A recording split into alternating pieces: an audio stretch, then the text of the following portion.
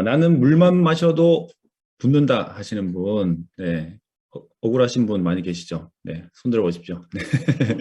살찌는 게 아니라 물만 마셔도 잘 붓는 분 계실 겁니다. 오늘 제가 말씀드린 부분 잘 들어보시면요, 해결책을 찾으실 수 있을 겁니다. 그리고 건강을 유지하는데 나는 어떻게 하는 게 가장 핵심인지 두 가지, 혈액 관리와 혈관 관리입니다. 이 부분에 초점을 맞춰가지고 우리 순환계 살펴보도록 하겠습니다. Recording in 어렵지만 progress. 쉽게 말씀드리도록 할게요.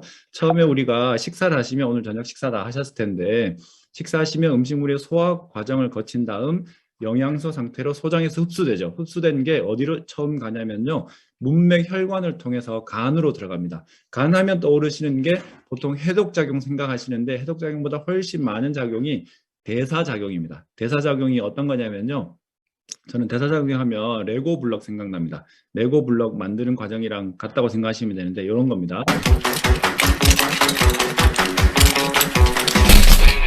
네, 레고 블럭이 한 통 있는데 각각 기관에 맞게 다리도 만들고 자동차도 만드는 것처럼 기관에 맞는 영양소 형태로 재결합하거나 변형시켜서 이제 심장을 통해서 보내게 되는데, 왜냐하면 심장에서 온몸으로 혈액을 보내주기 때문이죠. 심장으로 들어간 영양소와 혈액이 바로 온몸으로 가는 게 아니라 뭘 포함시킵니까? 폐에서 들어온 깨끗한 산소를 혈액에 담아서 온몸으로 보내게 됩니다. 그런데 혈액이 보내질 때 우선순위가 있습니다. 우선순위 첫 번째는요, 뇌로 가는, 머리 쪽에 뇌로 가는 혈액이 15%, 신장으로 25%, 그리고 심장으로 10%가 우선순위로 먼저 공급되게 되고, 나머지 관절이나 생식기나 기타 몸 부분에는 우선순위가 밀리게 됩니다. 그래서 우리가 뭐 오랫동안 한 자세로 앉아 있거나 하면 다리가 저리거나 하는 경우는 있지만, 다른 부분, 우리가 뇌가 저리다면 뇌졸중이겠죠. 심각해지겠죠. 그래서 우리가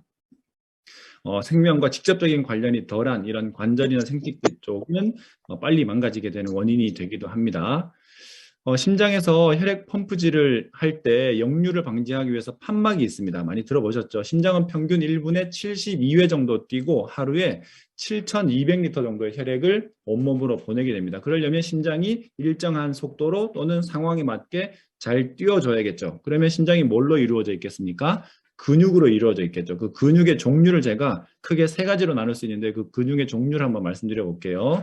첫 번째 근육의 종류는요, 내장근입니다. 우리가 혈액을 감싸고 있거나 장기 곳곳에 붙어 있는, 위에도 붙어 있고 이런 내장에 붙어 있는 근육을 쉽게 표현해서 내장근이라고 부르는데요. 이 내장근의 특징은 지속성은 좋습니다. 그러니까 지구력은 좋은데 힘이 부족합니다. 그래서 우리가 혈압이 한번 높아지면 계속 높은 혈압으로 유지시킬 수 있는 이유가 이 내장근이 작용하기 때문입니다. 그런데 우리가 근육이 내장근만 가지고 있는 건 아니고, 또 우리가 골격근, 여러분들 다 가지고 계시는 그 골격근, 뼈에 붙어서 우리 몸의 형태를 이루고 우리 몸, 팔, 다리를 움직이는 그 근육입니다. 여러분들 다 있으십니다. 저도 있습니다. 제가 식스팩이 있습니다. 전혀 못 믿겠다는 표정을 보시는데요. 지금 제가 보여드릴 수는 없지만, 네, 제가 옷을 입고 있어서 못 보여드리는 게 아니고요. 복부 지방으로 덮여 있어가지고 보이지는 않습니다. 하지만 몸속에 다 있어요. 그 근육이 우리 몸에 지방이 아무리 많은 것 같지만 내 몸의 체중의 보통 평균 반 정도가 체지방이 아니라 근육으로 되어 있고요. 나머지가 지방으로 되어 있는 것처럼 근육은 우리 몸에 많이 필요한 부분이죠. 그 근육의 근데 이 골격근의 특징은요, 지속성은 낮지만, 그러니까 지구력은 떨어지지만 힘은 좋습니다. 다른 근육에 비해서. 근데 심장근은요, 심장을 뛰게 하는 이 심장근은 특이한 성질을 가지고 있습니다. 지속성도 높아요. 왜냐하면요, 심장을 언제부터 쪘습니까?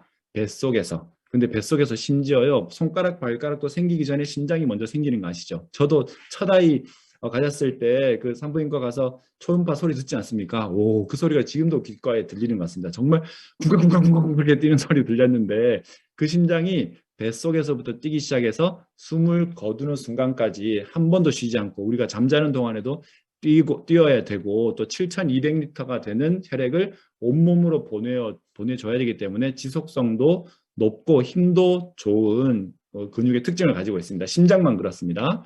그럼 심장은 어떤 그 조정에 의해서 뛰게 되냐면요, 뇌에서 시상하부라는 곳에서 신호를 보내죠.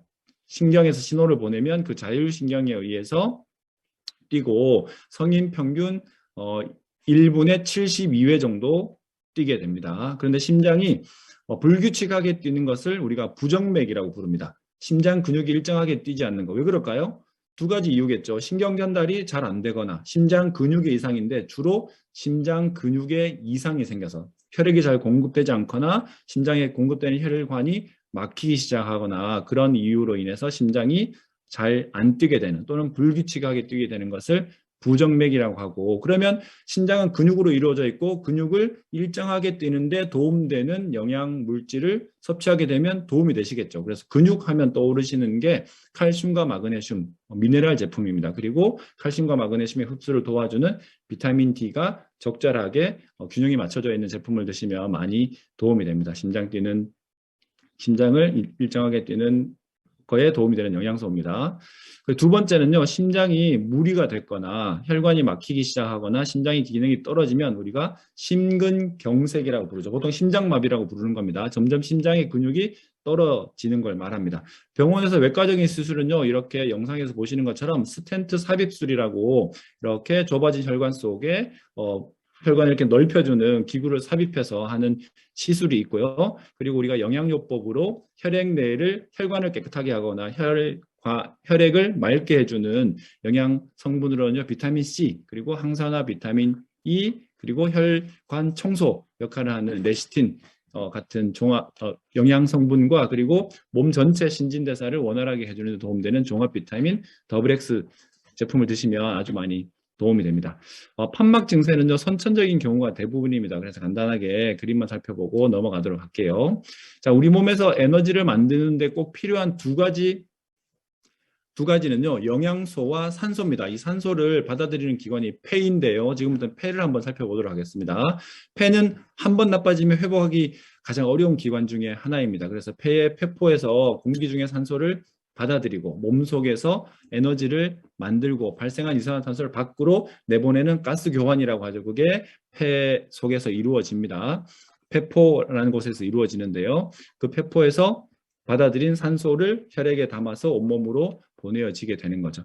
폐는 스스로 움직일 수가 없습니다. 폐 자체에는 근육이 붙어 있지 않기 때문에요. 그래서 폐 아랫부분에 영상에서 보는 것처럼 횡격막이라고 연결된 근육 자체가 수축되면 폐 쪽으로 공기가 들어가게 되고 반대로 이완되게 되면 공기가 밖으로 배출되는 원리로 움직이게 됩니다. 그래서 보통 연세가 점점점 드시거나 하시면 숨이 좀 가쁜 느낌이 들거나 활동하지 않았는데 특별히 숨이 잘 덜 쉬워지는 느낌이 드시는 경우는요, 이 횡격막을 잡고 있는 근육의 기능이 떨어져서 그런 경우가 대부분이기 때문에 그 근육 기능을 유지하는 데 도움되는 물질은 또 단백질이 가장 중요한 영양 물질이기도 합니다.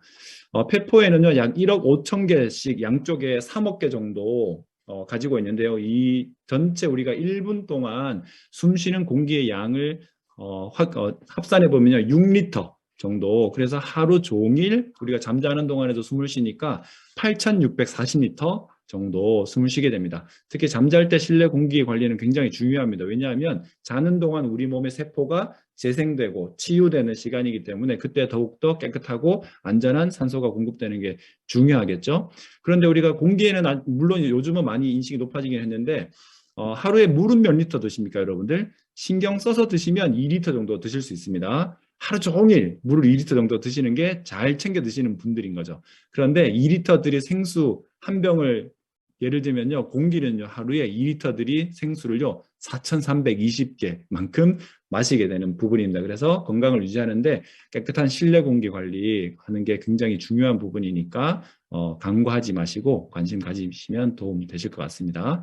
우리 몸이 최대한 깨끗한 공기를 받아들이기 위해서는 이런 과정을 거칩니다. 영상에서 보이는 것처럼요, 코로 당연히 숨을 들이마시는데 첫 번째 코털에서 막아줍니다. 그리고 코에 달라붙어 있는 분포되어 있는 점액질에서 걸러주죠. 그래서 이제 코딱지가 생기는 겁니다.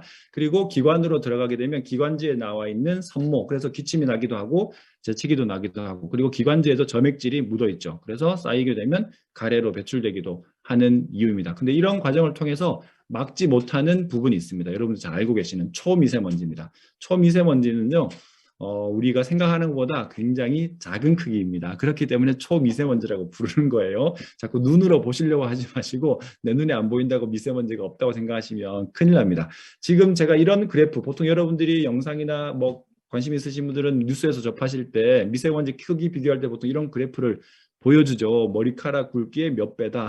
실제 머리카락 굵기가 이 정도가 아니죠. 그래서 우리가 실제 크기로 하면 눈으로 비교할 수 없기 때문에 확대한 크기입니다. 머리카락 굵기가 이 정도라면 초미세먼지가 요만큼 보인다는 거예요. 즉, 내 눈으로는 절대 볼 수 없고 적외선 감지 센서로만 보일 수 있으니까 뭐 일기예보 때 꼭 실외 활동도 확인하시고, 실내에서는요 공기청정기에 함께 부착되어 있는 적외선 감지 센서를 통해서 실내 공기질 관리를 하셔야 되고, WHO에서도 이미 진작 초미세먼지는요 1급 발암물질로 지정되어 있는 물질입니다. 왜냐하면 이런 과정을 거쳐서 코털이나 기관지에서 걸러내지 못하고 바로 혈액 속으로, 혈관 속으로 들어갈 수 있는 크기이기 때문에 1급 발암물질로 규정하고 있습니다.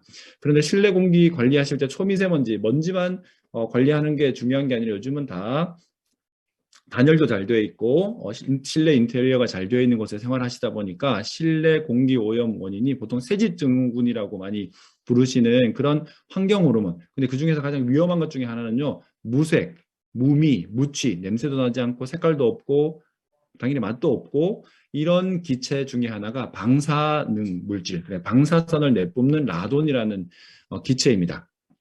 안타깝죠. 문명이 발달할수록 이 라돈으로부터 우리가 더 노출되고 있는 상태니까요. 초미세먼지는요, 공기청정기 집진 필터에서 필터에 거르는 방식으로 거를 수 있는데, 이런 환경 호르몬 같은 물질은 거르는 방식으로는 걸러지지 않습니다. 다 통과되거든요. 아무리 작은 집전 필터 크기라 하더라도. 그래서 이런 환경 호르몬 같은 물질은 탈취 필터, 수필터, 압축 활성탄에 흡착시키는 방식으로 공기를 깨끗하게 정화합니다. 그래서 요즘 나오는 공기청정기는 대부분 집진 필터, 헤파 필터라고 불리는 집진 필터와 압축 활성탄, 탈취 필터를 같이 이렇게 이중으로 사용하는 방식을 쓰게 되는 겁니다.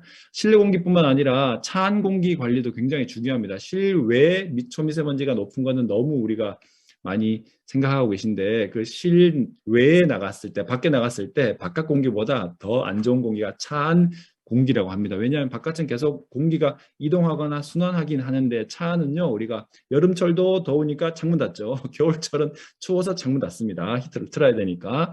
그래서 실내 자체에서 굉장히 엑기스처럼 이렇게 갇혀 있는 공간이기 때문에 차량을 많이 이용하시거나 또 차 안에서 시간을 많이 보내시는 분들은 특히 차량 내에 공기청정기도 선택이 아니라 필수인 시대가 되어버렸습니다.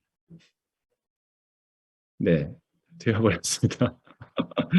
아, 네, 그렇습니다. 자, 폐에서는요, 폐에 우리가 건강 관리하는 데 도움되는 영양물질은요, 이런 비타민 A, 점액질에 대표되는 비타민 A, 더블 X. 제가 저 혼자 재밌어가지고 신나게 얘기했더니 벌써 시간이 다 되어버렸네요. 자, 혈액은 제가 간단하게 말씀드릴게요. 제가 처음에 붙는 원리 간단하게 말씀드리겠습니다. 혈액이 이런 과정을 통해서 우리가 온몸을 순환하게 되는데, 부종이라고 하죠. 붓는 거. 부종은요, 혈액 순환에 문제가 생긴 겁니다. 혈액이, 그러니까 내 혈액 내에 있는 물질이 세포 속으로 밀려 들어갔다가 빠져나왔다가 하는 과정을 거치는데, 이게 같은 압력으로 유지되면 붓지 않습니다. 그런데 많이 밀려 들어가기는 많이 밀려 들어갔는데 빠져나오지 않으면 붓게 되는 거예요. 그래서 부종을 테스트할 수 있는 방법 알려드릴게요. 오늘 주무시기 전에 라면을 맛있게 끓여가지고 드시고 주무시고 나면요, 붓습니다. 근데 제가 처음에 말씀드렸죠. 붓지 않는 방법. 부종을 예방할 수 있는 방법은요, 단백질을 충분히 내가 드시면 부종을 예방할 수 있습니다. 단백질 기능 중에 근육에도 도움되고 효소 호르몬에도 도움되고 여러 가지 필수 영양 성분이나 이런 곳에도 도움되지만, 마지막에 우리 체액을 산성과 염기성 균형을 맞추는데 도움이 된다. 그래서 우리가 라면이 너무 드시고 싶으시면요, 라면에 프로틴을 한 스푼 이렇게 타서 드시면 붓진 않는데요, 살은 찝니다. 그래서 배가 많이 고프시면요, 저녁에는 가급적 드시지 마시고 프로틴, 칼로리 걱정하실 필요 없는 프로틴 정도 드시면 도움이 될 것 같습니다. 그리고 네, 마지막으로 고혈압, 혈압도 많이 불편함을 겪고 있는 부분이니까 이 부분만 말씀드리고 마무리하도록 하겠습니다. 혈압은 점점점 이렇게 압이 높아진 건데, 압이 높아진 이유가 있겠죠.